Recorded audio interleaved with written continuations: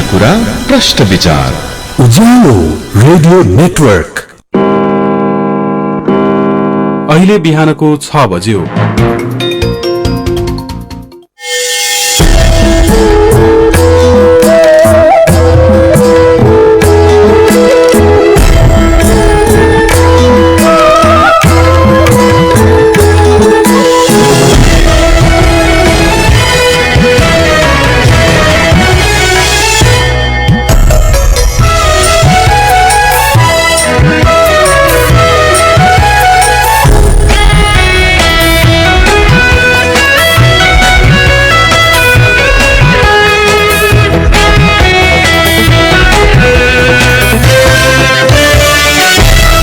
नमस्कार तथा सुप्रभात।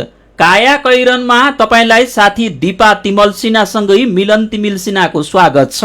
काया कैरन उज्यालो रेडियो नेटवर्क सँगै उज्यालो अनलाइन र मोबाइल एप्लिकेशनबाट एकसाथ प्रसारण भइरहेको छ। आज 2078 साल साउन 18 गते सोमबार, साउन कृष्ण पक्षको नवमी तिथि, सन् 2021 अगस्त 2 तारिक।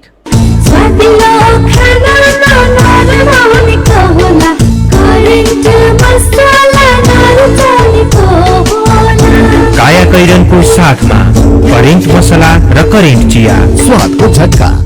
काया कैरन सुरु गरौं मुख्य खबरका शीर्षकहरूबाट। मेलम्ची क्षेत्रमा पटक पटक बाढ़ी आउनुमा वर्षालाई मात्र कारण मान्न नहुने विज्ञहरूको निष्कर्ष। फेरि बाढ़ी आउँदा खोला छेउछाउ बस्दै आएका स्थानीय बासिन्दा झन जोखिममा। खोप अभियानलाई व्यवस्थितसँगै कोरोना रोकथाम र नियन्त्रणमा चुनौती थपिँदै सम्भावित अर्को लहरबाट जोगिन पूर्व तयारी भइरहेको सरकारको भनाई। बालबालिकाका लागि हामीले भेन्टिलेटर थप गर्दैछौँ। बालबालिकाका लागि बेड एचडियू आइसियू सही थप्दैछौँ। सरकारको न्यूनतम साझा कार्यक्रममा संविधान संशोधनको विषय पनि समावेश। कार्यदलले तयार पारेको मस्यौदालाई शीर्ष नेतृत्वबाट अन्तिम रूप दिने तयारी। म्यानमारका एक सैन्य नेताद्वारा आफूले आफैलाई प्रधानमन्त्री भएको घोषणा। 2 वर्षपछि निष्पक्ष रूपमा चुनाव गराउने उद्घोष। र शहीद स्मारक ए डिभिजन लीग फुटबल प्रतियोगिता अब कार्तिक 29 गतेदेखि हुने। टोकियो ओलम्पिकमा 24 स्वर्ण सहित चीन शीर्ष स्थानमा। दीपा किन दीपक? हेर न, मेरो घर केही समयलाई रुङ्दिनु पर्यो है। मेरो छिमेकीको भाइको श्रीमतीलाई क्यान्सर भएछ। बिचराको आफ्नो कोही छैन, उसँगै दिल्ली गइदिनु पर्यो। ए आत्ति नै पर्दैन नि। अनि सुन, दिल्ली सिल्ली पनि जानु पर्दैन। नेपालकै झापा जिल्लाको बिर्तामोटमा यही 76 साल पुसदेखि दक्षिण पूर्वी एसियाकै नमुना क्यान्सर हस्पिटल सञ्चालनमा आइसकेको छ नि। यो हस्पिटल त चान्चुने होइन नि, 300 बेडको क्यान्सर हस्पिटल हो। त्यो पनि अमेरिकामा बनेको विश्वकै अत्याधुनिक ट्रुबिम लिनियर एक्सिलेटरबाट हाम्रो शरीरमा भएको कुनै पनि ट्युमर तथा क्यान्सरको 15 सेकेन्डमा नै स्क्यान गरी 39 सेकेन्डमै रेडिएसन दिने मेसिन हो। अझ पाठेघरको त महिलाहरूलाई थाहै नपाई इन्टरनल रेडिएसन थेरापी दिने ब्रेकी थेरापी पनि छ। त्यो त झन् दिल्लीको भन्दा पनि अत्याधुनिक नयाँ प्रविधि हो नि। यति मात्र कहाँ हो र दीपक, क्यान्सरको अवस्था कस्तो छ भनेर पत्ता लगाउने पेट स्क्यान मेसिन, महिलाहरूको स्तन क्यान्सरको थाहै नदी अटोमेटिक तरिकाले बायोप्सी निकाल्ने 3D मेमोग्राम, 128 स्लाइसको 4D स्क्यान, 3 टेस्लाको MRI, DEXA scan, gamma camera, टाउकोको ट्युमर निकाल्न न्यूरो नेभिगेसन मेसिन, क्यान्सरको अपरेसनको लागि अत्याधुनिक मोडुलर अपरेसन थिएटरबाट सेवा र सुविधा दिन्छ। केमोथेरापी लिनलाई त डे केयर अझै कति राम्रो छ नि। अहिले त दिल्ली गएका सबै जसो मान्छेहरू त्यही क्यान्सर हस्पिटलमा आउन थालिसके। अस्ति म गएर हेर्दा त 3 छक्क परे। भाषा पनि आफ्नै अनि कति सजिलो। दिल्लीमा गएर बस्नुपर्ने झन्झटबाट मुक्त, घरको खाना खाएर दिल्लीको भन्दा राम्रो उपचार, अनि दिल्लीको भन्दा आधा खर्चमै उपचार हुन्छ। बुझ्यौ तिमीले? ल दीपा, अब त्यही जानु पर्यो त्यसो भए। ल हुन्छ ल, ठेगाना लेख त। पूर्वाञ्चल क्यान्सर हस्पिटल प्राली, मेची अञ्चल प्रदेश नम्बर 1, झापा जिल्ला बिर्तामोड, बीएमसी टिचिङ हस्पिटल सँगै। Phone number 023 545 942 546 180 546 325। मोबाइल 9814 080 689 98 010 00825। संस्कार र संस्कृति के हो भन्ने त सबले बिर्सिसके आजकल। आफ्नो त यही यति कार्पेट नै हो। यो बाहेक कुनै छ र मेरो आफ्नो। विगत 30 वर्षदेखि तपाईको जीवनलाई खुशी र रंगीन बनाउँदै आइरहेको नेपालकै पहिलो र उत्कृष्ट जर्मन प्रविधिबाट उत्पादित वर्षौंसम्म टिक्ने उच्च गुणस्तरीय यति कार्पेट। सुन्दर सुन्दर, अलवेज सुन्दर। यति कार्पेट किन्दा पछाडि सुन्दरको लोगो हेरेर नभुल्नुहोला। यति कार्पेट हाम्रो संस्कृति। 4G LTE मोबाइल सेट सम्बन्धी नेपाल टेलिकमको सूचना। नेपाल टेलिकमले देशभर VoLTE सहितको अत्याधुनिक 4G LTE नेटवर्क विस्तार गरिरहेको हुनाले 4Gबाट गुणस्तरीय इन्टरनेट तथा कल सुविधा प्राप्त गर्नका लागि नयाँ मोबाइल सेट खरिद गर्दा सेटले LTE ब्यान्ड 20 800 मेगाहर्ट्ज र VoLTE सपोर्ट गर्ने यकिन गर्नुहुन अनुरोध गरिन्छ। नेपाल टेलिकम, राष्ट्रको सञ्चार। Expand your learning horizon at Nobel Academy. Plus 2 Science, Management and Fine Arts. Choose the right connections. Get right experience. Be a Nobelian. Nobel Academy, New Baneswar, Kathmandu.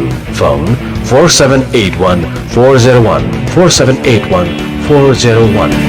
आम्मामामामा QR मा उपहार phone pay ले ल्यायो दिनदिनै 1 lakh phone pay राख्ने हो अनि business गर्ने हो अनि सजिलै QR स्क्यान गराई 1 लाख जित्ने हो।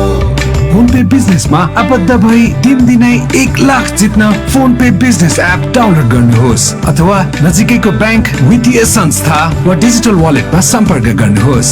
नगद छोडौं, फोन पे गरौं। कायाकैरनमा अब खबरको सिलसिला। सिन्धुपाल्चोकको मेलम्ची क्षेत्रमा पटक पटक बाढी आउनुमा वर्षालाई मात्र कारण मान्न नहुने विशेषज्ञहरूको प्रारम्भिक निष्कर्ष छ।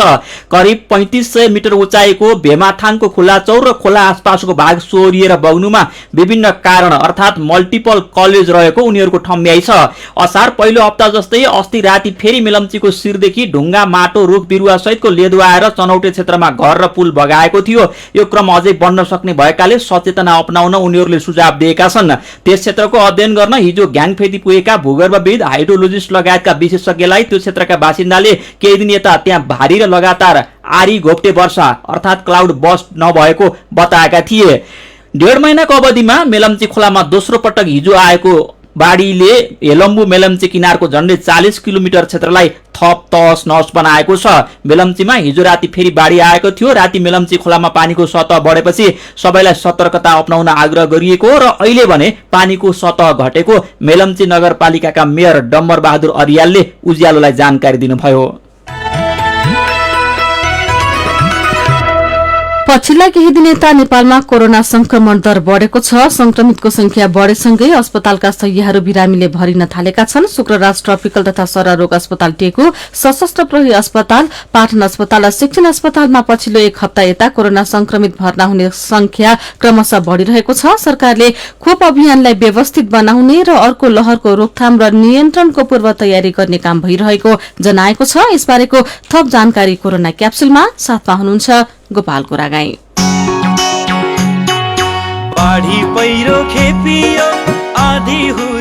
कोरोनाको यो 76औं क्याप्सुल हो। आजको क्याप्सुलमा 3वटा डोजहरू छन्। आजका डोजहरू खोपको व्यवस्थापन र सम्भावित तेस्रो लहर रोकथामको तयारी बारे जानकारी दिन तयार पारिएका छन्। कोरोना क्याप्सुलका आजका डोजहरू दिँदै हुनुहुन्छ स्वास्थ्य तथा जनसंख्या मन्त्रालयका प्रवक्ता डाक्टर कृष्ण प्रसाद पौडेल। हिजो आज खोप आउने र खोप लाउने दुवै काम भइरहेका छन्। उपत्यका बाहिर खोपको व्यापक माग छ। धेरै नागरिकले खोप लगाउन पाएका छैनन्, तर स्वास्थ्य मन्त्रालयका गोदामहरू चाहिँ खोपले भरिन थालेका छन्। देशमा भित्रिसकेको खोपको वितरण व्यवस्थित, सरल र सहज किन हुन नसकेको हो? सुनौ कोरोना क्याप्सुलको पहिलो डोज। देशैभरि एकैचोटि एउटै खोप चलेको हुँदैन। केन्द्रबाट यो उमेर समूहलाई, यो अवस्थालाई, यो जोखिम समूहलाई खोप दिने भनेर चाहिँ सूचना गइसकेको छ। 77वटै जिल्लामा गएको छ। क्रमशः सुरु हुन्छ र सुरु गर्ने ठाउँमा कतै कतै व्यवस्थापकीय समस्याहरू देखिएका छन्। विशेष गरी उच्च माग बिस्तारै आइरहेको अवस्था छ। खरिदका प्रयासले चाहिँ करिब चैतसम्म सबै नेपालीलाई पुग्छ भन्ने अभियानका साथ काम गरिरहेका छौँ। खोप प्राप्त सजिलै हुन्छ, त्यसैले नातिकन आफ्नो उमेर, आफ्नो पालो नछुटाइकन खोप लगाउनु हुन र लगाउन जाँदा चाहिँ जनस्वास्थ्यका मापदण्डहरू नभुलिदिनु हुन पनि अनुरोध गर्छु म। कोरोनाको दोस्रो लहर शुरू भएपछि नेपाललाई धेरै देशहरू, संस्थाहरू र नेपाल बाहिरका नेपालीले अत्यावश्यक औषधि र उपकरणहरू सहयोग गरे। यसरी आएका उपकरणहरूमध्ये धेरै भेन्टिलेटरहरू अहिले पनि ठाउँ ठाउँमा अलपत्र परेका छन्। त्यसमाथि दिनदिनै कोरोनाको तेस्रो लहरको त्रास पनि थपिँदैछ। तेस्रो लहर आउनु अघि ठाउँ ठाउँमा थन्किएका भेन्टिलेटरहरू सञ्चालन गर्न सरकारले के काम गर्दैछ? सुनौ कोरोना क्याप्सुलको दोस्रो डोज। हामीले भेन्टिलेटर बाँड्दा देशका विभिन्न स्थानमा पुगेको छ, धेरै ठाउँमा आवश्यक पनि छ, कतिपय स्थानमा बढी एम्बिसियस भएर पनि गएको छ। त्यहाँ रहेको जनशक्तिले व्यवस्थापन गर्न राम्ररी चलाउन चाहिँ गाह्रो छ कतिपय स्थानमा। हामीले चाहिँ केन्द्रबाट गर्न खोजेको चाहिँ अहिले त्यही काम गरिरहेका चिकित्सकहरू, स्वास्थ्यकर्मीहरू, नर्सहरूलाई चाहिँ तालिम राष्ट्रिय स्वास्थ्य तालिम केन्द्रले गरिरहेको छ। जस्तो उदाहरणको लागि बालबालिकाका लागि हामीले भेन्टिलेटर थप गर्दैछौँ, बालबालिकाका लागि बेड एचडियू आइसियू सही थप्दैछौँ। त्यो जनशक्ति तयार गर्ने हिसाबले चाहिँ 7वटै प्रदेशलाई फोकस गरेर केही मुख्य सहरमा रहेका ठुला अस्पतालहरूमा चाहिँ तालिम केन्द्र जस्तो त्यहाँ तालिम गराउने र विभिन्न अस्पतालहरूमा रहेका जनशक्तिलाई ट्रेन गर्ने काम यो राष्ट्रिय स्वास्थ्य तालिम केन्द्रले गरिरहेको छ। भेन्टिलेटर भएका ठाउँका जनशक्तिलाई चाहिँ व्यवस्थित गर्ने, तालिम दिने प्रयासहरू भइरहेको छ। संक्रामक रोगका विशेषज्ञहरू भन्न थालेका छन् कोरोनाको तेस्रो लहर नेपालमा कुनै पनि बेला सुरु हुन सक्छ। दोस्रो लहर चलेका बेला अस्पतालमा बेड र अक्सिजनको चरम अभाव भयो। अक्सिजन र बेड नपाएर धेरैको ज्यान गयो। तेस्रो लहरमा नागरिकको ज्यान जोगाउन स्वास्थ्य मन्त्रालयले के कस्तो तयारी गरेको छ त भन्ने विषयमा सुनौ कोरोना क्याप्सुलको तेस्रो तथा अन्तिम डोज। क्वारेन्टाइनको कुराहरू बाहेक हाम्रो उपचारात्मक क्षमता बढाउने, सुदृढ गर्ने, त्यसमा हाई डिपेन्डेन्सी युनिटको बेडहरू बढाउने, आइसियूको बेड बढाउने। तर पनि हामीले भुल्न नमिल्ने कुरा भनेको यो महामारी विरुद्धको सबैभन्दा ठूला अस्त्र भनेको लक्षण देखिएका व्यक्तिहरू छुट्टै रहने, टेस्ट गरेर प्रमाणित रहेका व्यक्ति छुट्टै रहने, आइसोलेसनमा राख्ने, एकान्तवासमा राख्ने, शंकास्पद संक्रमितसँग सम्पर्कमा आएका व्यक्तिहरू छुट्टै रहने, क्वारेन्टाइनमा रहने, कन्ट्याक्ट ट्रेसिङ गर्ने, त्यो चाहिँ समुदाय लेभलमा हुनुपर्ने कामहरूमा हामीले फेरि जोड दिनुपर्ने छ। सबैले यसमा चाहिँ समन्वय गर्नुपर्ने, पालना गर्नुपर्ने चाहिँ छ। कोरोनाको खोप लगाउँदा कसैलाई हात दुख्ने, झमझमाउने र हल्का ज्वरो आउने जस्ता सामान्य साइड इफेक्ट देखिए पनि यस्तो हुने मानिसको संख्या नगण्य छ। त्यसैले खोप सुरक्षित छैन र खोपको साइड इफेक्ट धेरै हुन्छ भन्ने हल्लाको पछि नलाग्नुहोला, बरु पाएको बेला खोप लगाउनुहोला, किनकि खोप बाहेक कोरोनाबाट बच्ने अर्को कुनै उपाय छैन। कोरोना विरुद्धको खोप तथा उपकरणको व्यवस्थापन सम्बन्धी जानकारीका लागि स्वास्थ्य मन्त्रालयका प्रवक्ता डाक्टर कृष्ण प्रसाद पौडेललाई धन्यवाद र कोरोना क्याप्सुल सुन्नु भएकोमा तपाईलाई पनि धन्यवाद। लौ त कोरोनाको अर्को क्याप्सुलमा फेरि भेटौँला। काया कैरनमा खबरको सिलसिला बाँकी नै छ, सुन्दै गर्नुहोला। दीपक, ए दीपक सुन त। के भयो दीपक भन त? बिर्तामोट झापामा रहेको बीएनसी हस्पिटल र पूर्वाञ्चल क्यान्सर हस्पिटलले त अर्को नयाँ चमत्कार गर्यो नि। हिजोसम्म मुटुका बिरामीहरूले साह्रै दुःख पाएर उपचार गर्न दिल्ली, मुम्बई, भेल्लोर, चेन्नई जानु पर्थ्यो। अब त्यता जानु नपर्ने भयो नि दीपक। हो र भने? हो नि दीपक, त्यो हस्पिटलमा त भारतको चेन्नईमा रहेको फोर्टिज हस्पिटलबाट र नेपालकै मुटु रोग विशेषज्ञ तथा अनुभवी डाक्टरहरूबाट कार्डियोलोजी सेवा सुरु भएको छ नि। यस हस्पिटलमा त एसियामै पहिलोचोटि ल्याएको अमेरिकाको जी कम्पनीको VBT 95, 4DE को र TE को बाट मुटुको जाँच गरिन्छ। यसबाट ठुलो मान्छेको, बच्चाको, नवजात शिशु लगायत पेटमा भएको शिशुको समेत इको गरिन्छ र स्ट्रेन इमेजिङबाट मुटुको रक्तनलीमा रगत सञ्चार कम भएको पनि पत्ता लगाउँछ नि।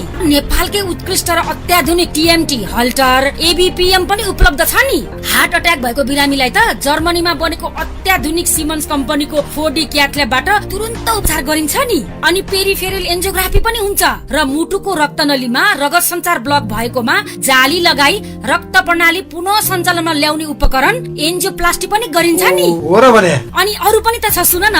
मुटु नचलेको अवस्थामा पर्मानेन्ट पेसमेकर, मुटुबाट पानी निकाल्नको लागि पेरिकार्डियोसेन्टेसिस, मुटुमा पुवाल बन्द गर्नको लागि EST क्लोजर र PDA क्लोजर लगायत मुटु रोगको सबै प्रकारको डायग्नोसिस तथा उपचार त्यस अस्पतालमा सुलभ तथा सहुलियत तरिकाले सेवा दिँदैछ नि। त्यहाँ त अत्याधुनिक CCU र कार्डियोलोजी वार्डको सेवा पनि छ। हाम्रा वरिपरिका बिरामीहरूलाई पनि त्यही जानुहोस् भन्नुपर्छ है दीपक। हुन्छ हुन्छ Deepak. BNC teaching hospital Birtamod Jhapa. सम्पर्क 023 542 242 545 566। मोबाइल 9810 00825 98511 73402। कोरोनाको महामारी फैलिएको बेला घरमै बसी प्रयोग गरौँ डिजिटल ब्याङ्किङ सेवा। स्वस्थ रही आफू बचाउ, अरूलाई नि बचाउ। डिजिटल ब्याङ्किङ सजिलो छ नेपाल बैंकमै रोजौं, नेपाल बैंकमै रोजौं। हजुर, कोरोना महामारीबाट आफू पनि बचौं, अरूलाई पनि बचाऊ। नेपाल बैंक लिमिटेड, नेपालको पहिलो बैंक। शिक्षक सेवा आयोग तयारी कक्षा, तयारीमा स्तरीयता, सुनिश्चित सफलता। डीटीएच अनलाइन एजुकेशन सर्भिसमा शिक्षक सेवा आयोग, प्रावि, निमावि, मावि तहका प्रथम र दोस्रो पत्रका अनलाइन तयारी कक्षाहरू सञ्चालन भइरहेकाले तुरुन्त सम्पर्क गरी आफ्नो सिट सुरक्षित गर्नुहोला। डीटीएच अनलाइन एजुकेशन सर्भिस, बाग बजार, काठमाडौँ। सम्पर्क 01 42 24 570 98 496 63 327। डी पैसा पैसा डी पैसा डी पैसा डी पैसा डी पैसा डी पैसा पैसा तिर्न डी पैसा पैसा पाउन डी पैसा बिजुलीको बिल तिर्न टेलिफोनको शुल्क भर्न केवल मोबाइल रिचार्ज गर्न प्लेन फिल्मको टिकट किन्न एक कौलामै युटिलिटी भर्न। गुगल प्ले वा एप स्टोरबाट डी पैसा एप डाउनलोड गरेर आजै घरमै बसी सम्पूर्ण आर्थिक कारोबारहरू गर्नुहोस्। डी पैसा, पैसा हैन डिजिटल पैसा। थोरै बचत धेरै कायदा, बीमाका छन् फाइदै फाइदा। सरकारी स्वामित्व र बीमाको क्षेत्रमा विश्वसनीय नाम राष्ट्रिय बीमा संस्थान। जीवन बीमाका लागि आजै राष्ट्रिय बीमा संस्थान रामशाहपथ काठमाडौँ वा नजिकैको शाखामा सम्पर्क गरौं। वैदेशिक रोजगार न्याय सम्बन्धी जानकारी। वैदेशिक रोजगारमा जाने व्यक्ति ठगिएमा वा शोषणमा परेमा वैदेशिक रोजगार विभागमा वा आफ्नो जिल्लाको जिल्ला प्रशासन कार्यालयमा निवेदन दिनुपर्दछ। वैदेशिक रोजगार ठगी गर्ने व्यक्तिलाई 3 वर्षदेखि 7 वर्षसम्म कैद र 3 लाखदेखि 5 लाख रुपियाँसम्म जरिवाना सजाय हुन्छ। वैदेशिक रोजगारमा ठगिएको व्यक्तिले बुझाएको रकम र त्यसमा थप 50% हर्जना सहितको रकम पीडकबाट फिर्ता पाउँछन्। वैदेशिक रोजगार ठगीको विषयमा जहिले पनि उजुरी लाग्दछ। क्षतिपूर्तिसँग सम्बन्धित उजुरी 1 वर्षभित्रमा दिनुपर्दछ। वैदेशिक रोजगारमा जाँदा लाग्ने खर्च मेन पावरमा बुझाइ भरपाई लिएमा न्याय पाउन सजिलो हुन्छ। वैदेशिक रोजगारीको सिलसिलामा ठगिएमा वा उद्धार गर्नु परेमा वा बेचबिखनमा परेमा वा तलब नपाएका कारण कानुनी सल्लाह र निशुल्क कानुनी सहायता चाहिएमा पिपुल फोरमको फोन नम्बर 01 44 23 973 वा 47 87 226 मा सम्पर्क गर्न सकिनेछ। आइरेक्सको सहयोगमा मानव अधिकारका लागि जनमञ्च, पिपुल फोरम काठमाडौँ, नेपाल।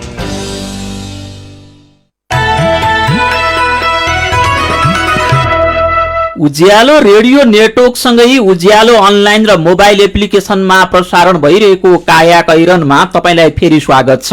यतिन्जेल हामीले मेलम्ची क्षेत्रमा पटक पटक बाढी आउनुमा वर्षालाई मात्र कारण मान्न नहुने विज्ञहरूको निष्कर्ष, फेरि बाढी आउँदा खोला छेउछाउ बस्दै आएका बासिन्दा झन जोखिममा, खोप अभियानलाई व्यवस्थितसँगै कोरोना रोकथाम र नियन्त्रणमा चुनौती थपिँदै सम्भावित अर्को लहरबाट जोगिन पूर्व तयारी भइरहेको सरकारको भनाई लगायतका खबर प्रस्तुत गर्यौं। अब बाँकी खबर। तुइनबाट महाकाली नदी तर्ने क्रममा खसेर बेपत्ता भएका दार्चुलाका जयसिंह धामीको घटना छानबिनका लागि गृह मन्त्रालयले 5 सदस्यीय छानबिन समिति गठन गरेको छ। हिजो गृहमन्त्री बालकृष्ण खाँडले गृह मन्त्रालयका सहसचिव जनार्दन गौतमको संयोजकत्वमा 5 सदस्यीय समिति गठन गर्नुभएको हो। यो समितिले घटनाको छानबिन गरी सत्य तथ्य सहित 10 दिनभित्र प्रतिवेदन पेश गर्नुपर्नेछ। यसअघि नेकपा एमाले, माओवादी केन्द्र लगायत पार्टीले दार्चुलाको घटना छानबिन गर्न माग गरेका थिए। स्थानीय बासिन्दाले भारतीय सीमा सुरक्षा बलको लापरवाहीका कारण जयसिंह धामी महाकालीमा खसेर बेपत्ता भएको भन्दै आएका छन्। तर भारतीय प्रशासनले भने पत्र पठाएर यस घटनामा भारतीय पक्षको कुनै संलग्नता नरहेको दावी गरेको छ। 5 दल आबद्ध सत्ता गठबन्धनले सरकारको न्यूनतम साझा कार्यक्रमको मस्यौदा तयार गरेको छ। नेपाली कांग्रेस, माओवादी केन्द्र, जसपाको उपेन्द्र यादव पक्ष, एमालेको माधव नेपाल समूह र राष्ट्रिय जनमोर्चा मिलेर बनेको सत्ता गठबन्धनले सरकारको न्यूनतम साझा कार्यक्रमको मस्यौदा तयार पारेको हो। कार्यदलले तयार पारेको मस्यौदालाई शीर्ष नेतृत्वबाट अन्तिम रूप दिने तयारी भइरहेको छ। कार्यदलले नै सरकारमा सहभागी हुने दलबीच मन्त्रीको भागभण्डाको काम समेत गरिरहेको छ। कार्यदलले तयार गरेको सरकारको साझा कार्यक्रममा अहिलेको अवस्थामा अवस्थामा नागरिकको स्वास्थ्य सरोकारसँग प्रत्यक्ष जोडिएको कोरोना संक्रमण नियन्त्रणको विषयलाई प्राथमिकतामा राखिएको छ। यसैगरी अघिल्लो सरकारले विभिन्न निकाय र क्षेत्रमा गरेका देशभरका राजनीतिक नियुक्तिका विषयलाई प्रक्रिया पुर्याएर कसरी खारेजीको प्रक्रियामा लैजाने भन्ने विषय पनि उल्लेख छ। यस्तै जनता समाजवादी पार्टीले उठाउँदै आएको संविधान संशोधनको मुद्दाका विषयमा पनि सरकारको साझा कार्यक्रममा राखिएको खबर आजको राजधानी दैनिकले छापेको छ। एमालेका वरिष्ठ नेता माधव कुमार नेपालको व्यवहार सत्ता पक्षसँग मिल्छ, तर कानूनी हैसियत उहाँ विपक्षी दलका नेता हुनुहुन्छ। उहाँ यो अलमलबाट बाहिर निस्कन नसक्दा प्रधानमन्त्री शेरबहादुर देउवाले 3 हप्ता पुग्न लाग्दा समेत मन्त्री परिषद विस्तार गर्न सक्नु भएको छैन।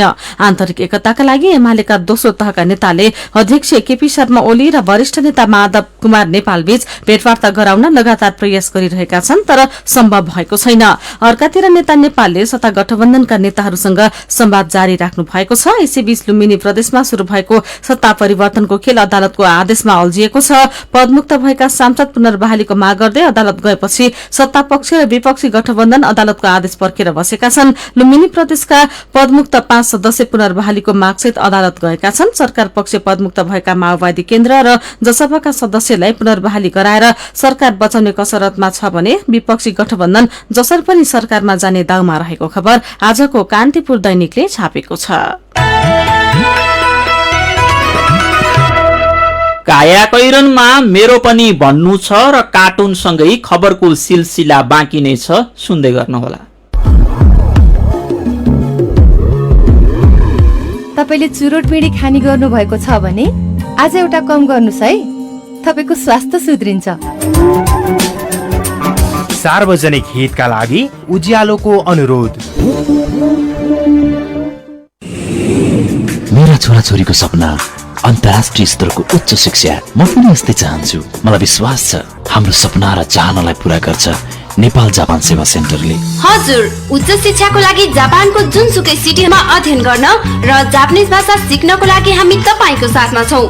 सम्पर्क नेपाल जापान सेवा centre, Nagpokhari, Kathmandu. Phone number 44 28 242 44 28 242। Come once, you will certainly be benefited.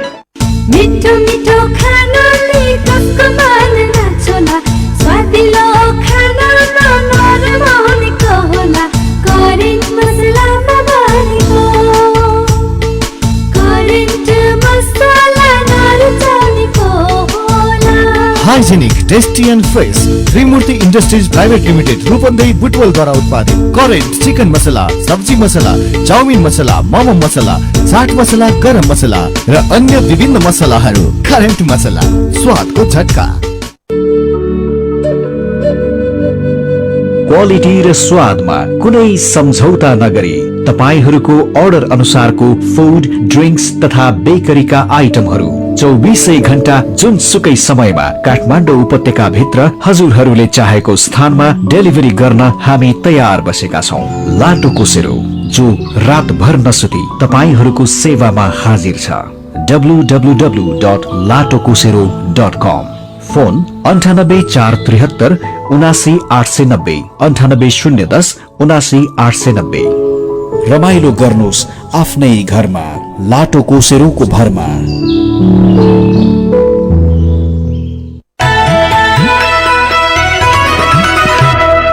सीधा कुरा, प्रश्न विचार। काठमाडौँमा 90 मेगाहर्ज उज्यालो रेडियो नेटवर्क मार्फत देशभरिका विभिन्न एफएम स्टेशन तथा उज्यालो अनलाइन र मोबाइल एप्लिकेशनमा प्रसारण भइरहेको काया कैरनमा तपाईलाई फेरि स्वागत छ। अब बाँकी खबर। गएको वैशाखमा कोभिडको दोस्रो लहर उत्कर्षमा पुगेका बेला अक्सिजन नपाएर संक्रमितले ज्यान गुमाउन थालेपछि अस्पताल र सरकारले समेत हात उठाएका थिए। त्यही बेला खाडीका श्रमिकले पैसा संकलन गरेर अक्सिजन सिलिन्डर पठाएका थिए। खाडीबाट एकै खेपमा 560 सिलिन्डर आएपछि सरकारले पनि मुक्त कण्ठले प्रशंसा गरेको थियो। तर श्रमिकहरू विदेश जाने बेला मार्ग सहज बनाउने होइन, अवरोध गर्ने भूमिकामा सरकार आफै उभिएको छ। डेढ वर्षदेखि प्रवेश बन्द गरेको कुवेतले अनुमति खोलेपछि नेपाली श्रमिकहरू अब अन्तर्राष्ट्रिय विमानस्थलबाट धमाधम उड्नु पर्ने हो। तर कुवेत पुगेर काम शुरू गर्नुपर्ने बेला उनीहरू नेपालमै आन्दोलन गर्न बाध्य भएका छन्। खोप लगाएको प्रमाणपत्र क्यूआर कोडमा अंकित गर्ने सामान्य माग पूरा गराउन उनीहरू प्रदर्शनमा उत्रिनु परेको छ। श्रम स्वीकृति लिन, खोप लगाउन र खोप लगाएको प्रमाणित गर्न पनि श्रमिकलाई निस्सासिँदो भीड़मा प्रतिस्पर्धा गर्नु परेको छ। आफ्नै देशमा पाउने हैरानी सम्झेर खाड़ीमा कार्यरत कतिपय नेपाली विदामा पनि आउन डराइरहेका छन्। चर्को ब्याजमा ऋण लिई विदेशिन तयार भएका श्रमिक भने खोपमै अल्झेर विदेश उड्न पाइरहेका छैनन्। कुवेत जाने श्रमिकलाई भने क्यूआर कोड अनिवार्य हुन्छ। यसको शुरूआत भदौबाट मात्र शुरू गर्ने स्वास्थ्य मन्त्रालयको तयारी छ। आजको कान्तिपुर दैनिकले खबर छापेको छ। मेरो पनि भन्नु छ। सोलुखुम्बुमा जंगली जनावरबाट बालीमा क्षति पुगेपछि किसान चिन्तित भएको खबरमा रमेश कश्यप मगर उज्यालोको फेसबुक पेजमा लेख्नुहुन्छ, जंगल जति काटेर सखा पारिएको छ। जंगल नभएपछि जनावरहरू बालीमा नगएर कहाँ जाउन् त? बाढ़ी पहिरो लगायतका विपत्तिबारे अन्जु गौतम निरौला दुखी हुँदै लेख्नुहुन्छ, रोग भोग र शोकले नागरिकलाई कहिल्यै छाड्ने भएन। अझै पनि मनसुनी समय बाँकी भएकाले यस्ता विपत्तिहरू आउन सक्छन्। सतर्क बनाऊ। यही विषयमा डेभिड छेत्री लेख्नुहुन्छ, प्राकृतिक विपत्तिको न जात हुन्छ न धर्म न कुनै राजनीतिक दलमा आबद्ध नै। प्राकृतिक विपत्तिलाई कसैले रोक्न सक्दैन। त्यसैले सतर्कता अपनाउनु नै सबैभन्दा बुद्धिमानी हुन्छ। रामशरण सिन्जाली मगर भन्नुहुन्छ, खोला नदी अतिक्रमण गर्ने क्रम बढ्दै गएको छ। यसका कारण पनि अहिले यो नियति भोग्नु परेको हो। अनि दार्चुलामा एक युवा तुइनबाट नदीमा खसेको घटनाबारे टीआर सापकोटा भन्नुहुन्छ, दार्चुला घटनाको दोषी नेपाल सरकार पनि हो। नागरिकलाई आफ्नै जिल्लाको सदरमुकाम जान पनि जोखिम मोलेर गैर कानूनी रूपमा अर्काको देशको बाटो हुँदै जान बाध्य बनाउने राज्य नै दोषी नभएर अरू को हुन्छ त? छिटो भन्दा छिटो घटनाको छानबिन होस्। विचारका लागि तपाईलाई धन्यवाद। मेरो पनि भन्नु छ। मेरो पनि भन्नु छ प्रस्तुत गर्दै हुनुहुन्थ्यो साथी जानुका दुवाडी। काया कैरनमा अब विदेशको खबर। म्यानमारका सैन्य नेता मिन अङ हलाङले आफूलाई प्रधानमन्त्री घोषणा गर्नुभएको छ। गएको फेब्रुअरीमा प्रजातन्त्रवादी नेत्री आङ सान सुकी सहितका नेताहरूलाई हिरासतमा लिँदै सेनाले शासन सत्ता हातमा लिएको थियो। यसको विरोधमा म्यानमारमा अहिले पनि विरोध प्रदर्शन भइरहेको छ। विरोधकै बीच 6 महिनापछि सैन्य नेता हलाङले एक टेलिभिजन मार्फत सम्बोधन गर्दै आफूलाई प्रधानमन्त्री घोषणा गर्नुभएको हो। उहाँले 2 वर्षपछि अर्थात् सन् 2023 सम्म चुनाव गराउने पनि बताएका बीबीसीले जनाएको छ। अब खेल खबर। शहीद स्मारक ए डिभिजन लीग फुटबल प्रतियोगिताको मिति सरेको छ। अखिल नेपाल फुटबल संघ एन्फाले असोज 3 गतेको साटो कार्तिक 29 गतेदेखि खेल हुने जनाएको हो। एन्फामा ए डिभिजनका 14वटा क्लबसँग भएको छलफलपछि लीगको मिति सार्ने सहमति बनेको हो। यसैबीच शहीद स्मारक ए डिभिजन लीगको विजेताले 75 लाख नगद पुरस्कार प्राप्त गर्ने भएको छ। यसअघिको सिजनमा च्याम्पियनले 50 लाख रुपियाँ प्राप्त गरेका थिए। नयाँ सिजनको लीगको उपविजेताले 50 लाख प्राप्त गर्दा तेस्रो हुनेले 25 लाख रुपियाँ पाउनेछन्। यसैगरी एन्फाले क्लबलाई तयारी खर्चका लागि 20-20 लाख रुपियाँ समेत दिने भएको छ। खेलकीहरूको प्रसंगमा जापानमा भइरहेको टोकियो ओलम्पिकमा 176 स्वर्ण पदकको चिनोफानो भएको छ। अहिलेसम्म ओलम्पिकमा चीनले अग्रता कायम गरेको छ। चीनले अहिलेसम्म 24 स्वर्ण सहित 51 पदक जितेको छ। काया कैरनमा अब केही खबर संक्षेपमा। कर्णाली नदीमा हिजो डुङ्गा पल्टिँदा 1 जनाको ज्यान गएको छ। 3 जना बेपत्ता भएका छन्। मोहिनीयाल गाउँपालिकाबाट सुर्खेतको चौकुनी गाउँपालिका वडा नम्बर 4 मा रहेको स्वास्थ्य चौकीमा बच्चालाई खोप लगाउन जाने क्रममा नदीमा डुङ्गा पल्टिएको हो। नवजात शिशुका लागि आमाको दूधमा हुने पोषक तत्वको तुलना अरू खानेकुरासँग हुँदैन। तर सबै मातृ शिशुका लागि अवस्था सहज हुन्छ भन्ने छैन। कसैका शिशुले आमाको दूध नखाने, कसैको दूध नआउने र कतिपय आमाले खुवाउन नसक्ने समस्या छन्। अब त्यसको निदानका लागि मिल्क बैंक सञ्चालनमा आउने भएको छ। सर्वोच्च अदालतले राज्यका विभिन्न सेवामा हुने आरक्षण जातीय आधारमा नभई आवश्यकताका आधारमा प्रदान हुनुपर्ने फैसला गरेको छ। सरकारले कोरोना संक्रमण बढेसँगै निषेधाज्ञा जारी गरेपछि बन्द रहेको सवारी चालक अनुमति पत्र लाइसेन्सको ट्रायल खुलाउने तयारी गरेको छ। र बोल्न तथा सुन्न नसक्ने व्यक्तिको सिप क्षमता र कौशलता प्रदर्शन गर्न आयोजित भएको एक अन्तर्राष्ट्रिय कार्यक्रम क्रममा बजाङको तलकोट गाउँपालिका 4 की हेवन उपाध्यायले उपविजेताको उपाधि पाउनु भएको छ। भारतको जमशेदपुरमा श्रवण र वाक शक्ति नभएका व्यक्तिको हितमा काम गर्दै आएको संस्था लाग्राविटीले सञ्चालन गरेको खामोशी विथ लाइफ अर्थात् मौनता सहितको जीवन अन्तर्गत मिस खामोशी डेफ 2021 मा उहाँ उपविजेता बन्नु भएको हो। सन् 2021 को क्रियाकलाप अन्तर्गत जुलाई 21 मा कोभिड-19 को कारण लकडाउन भएका बेला बोल्न तथा सुन्न नसक्ने व्यक्तिले समुदायमा समाज र वातावरणका लागि के गर्न सक्छन् भन्ने विषयमा उत्कृष्ट क्षमता देखाउन 2 मिनेटको भिडियो बनाउनु पर्ने थियो, जसमा ज्येष्ठ नागरिक, बालबालिका तथा अरू अपाङ्गता भएका व्यक्तिहरू साथ सहयोग र समर्थनका लागि बोल्न र सुन्न नसक्ने व्यक्तिले गरेको भिडियो बनाउनु पर्ने भनिएको थियो। त्यसै अनुसार सहभागी हेवनले एउटा लेख र 2 मिनेटको चेतनामूलक भिडियो बनाएर उपविजेता बन्नु भएको हो। काया कैरनमा अब चाहिँ पालो आयो उखानको। 10 तिरको जो हो 1 तिरको लहना। उज्यालो रेडियो नेटवर्कबाट प्रसारण भइरहेको काया कैरन सक्नु अघि मुख्य खबर फेरि एकपटक। मेलम्ची क्षेत्रमा पटक पटक बाढी आउनुमा वर्षलाई मात्र कारण मान्न नहुने विज्ञहरूको निष्कर्ष। फेरि बाढी आउँदा खोला छेउछाउ बस्दै आएका बासिन्दा झन जोखिममा। खोप अभियानलाई व्यवस्थितसँगै कोरोना रोकथाम र नियन्त्रणमा चुनौती थपिँदै सम्भावित अर्को लहरबाट जोगिन पूर्व तयारी भइरहेको सरकारको भनाई। सरकारको न्यूनतम साझा कार्यक्रममा संविधान संशोधनको विषय पनि समावेश। कार्यदलले तयार पारेको मस्यौदालाई शीर्ष नेतृत्वबाट अन्तिम रूप दिने तयारी। म्यानमारका एक सैन्य नेताद्वारा आफूले आफैलाई प्रधानमन्त्री भएको घोषणा। 2 वर्षपछि निष्पक्ष रूपमा चुनाव गराउने उद्घोष। र शहीद स्मारक ए डिभिजन लीग फुटबल प्रतियोगिता अब कार्तिक 29 गतेदेखि हुने। टोकियो ओलम्पिकमा 24 स्वर्ण सहित चीन शीर्ष स्थानमा। अब कार्टुन आज हामीले रविन्द्र मानन्दरले बनाउनु भएको कार्टुन लिएका छौं। दार्चुलामा भारतीय सुरक्षाकर्मीले तुइन काटेको विषयमा यो कार्टुन सम्बन्धित छ। यहाँ नदीमाथि तुइनको लट्ठा छ, त्यहाँबाट सकी नसकी एकजना नेपाली झुन्डिएर पारी तर्दैछन् अनि मान्छेले तुइन तरेको देख्दै पारी बसेका एकजना भारतीय सुरक्षाकर्मीले हातमा कैँची बोकेर हतार हतार लट्ठा काट्दैछन् अनि उनी आफ्नै भाषामा भन्दैछन्, लो मैले तुम्हारा तुइनका उद्घाटन कर दिए।